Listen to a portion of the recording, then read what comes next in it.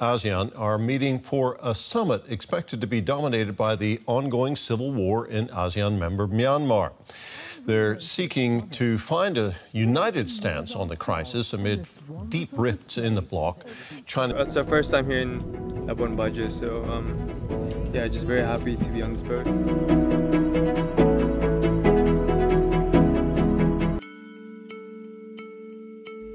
Teori regionalisme. Konstelasi hubungan internasional telah berubah secara drastis pasca Perang Dingin.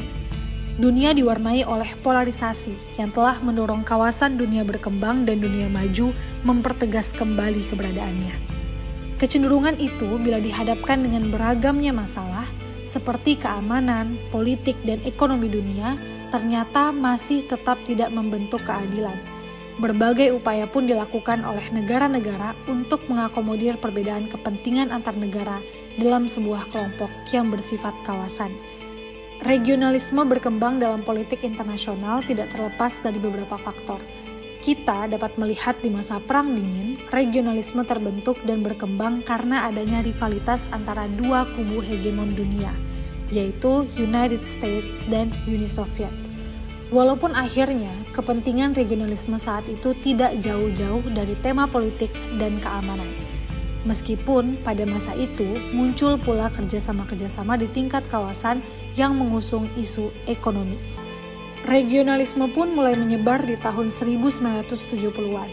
Berakhirnya Perang Dingin serta ditambah proses globalisasi di tahun 1990-an telah memicu akselerasi kerjasama kawasan. Kondisi ini oleh beberapa pakar disebut sebagai era New Regionalism.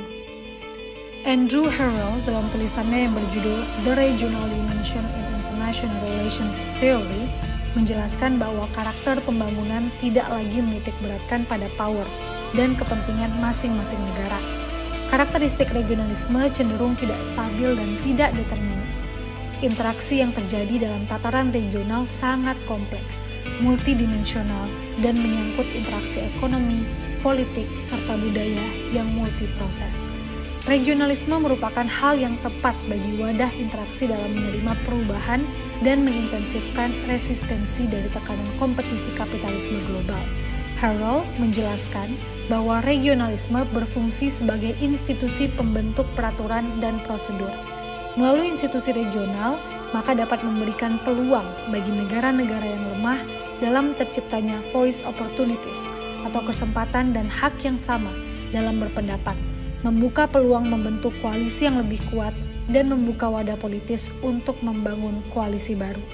Sedangkan bagi negara yang relatif kuat, regionalisme merupakan kesempatan untuk menjalankan strategi, tempat untuk mewadahi hegemoni, dan tempat untuk melegitimasi power. Regionalisme sendiri dalam hubungan internasional dibagi ke dalam dua pendekatan yang bersifat tangible dan bersifat abstrak. Edward D. Mansfield dan Helen V. Milner membagi regionalisme ke dalam dua jenis.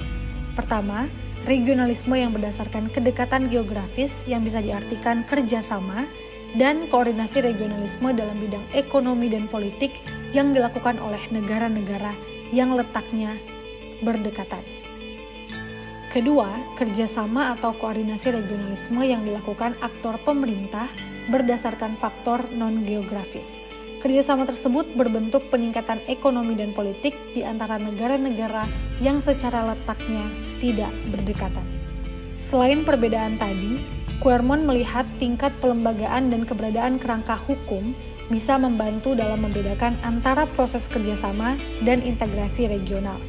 Uni Eropa adalah contoh nyata dari proses integrasi, sementara pengalaman regional lainnya dapat dianggap didasarkan terutama pada kerjasama karena longgarnya atau bahkan tidak adanya kerangka kelembagaan. Keanekaragaman ini menunjukkan secara langsung perubahan sifat regionalisme, tergantung pada konteks geografis, sejarah, dan budaya di mana hal tersebut terjadi. Regionalisme di Amerika Latin, Afrika, atau Asia Tenggara misalnya, tidak mencakup proses integrasi seperti yang terjadi di Uni Eropa. Meskipun tingkat perkembangannya relatif tinggi pada era pasca Perang Dingin, namun mereka mempunyai tingkat kerjasama internal yang berbeda-beda. Perbedaan-perbedaan ini tercermin dalam cara kelompok-kelompok regional ini mengambil bagian dalam interaksi global dalam perekonomian internasional, serta mengungkap ambisi geopolitik yang tersembunyi di balik inisiatif-inisiatif tersebut. Kegagalan kemitraan Trans-Pasifik atau TTP dan evolusi berikutnya sebagai perjanjian komprehensif dan progresif untuk kemitraan Trans-Pasifik atau CPTPP adalah contoh bagaimana negosiasi perjanjian mega perdagangan dapat mengungkapkan preferensi yang spesifik dan berbeda di antara negara-negara. Regionalisme meyakini bahwa ketika sebuah kawasan semakin terintegrasi ekonominya, maka politiknya juga akan ikut terintegrasi. Eropa merupakan salah satu contohnya, karena Uni Eropa sebagai lembaga politik muncul setelah Eropa mengalami integrasi ekonomi selama lebih dari 40 tahun.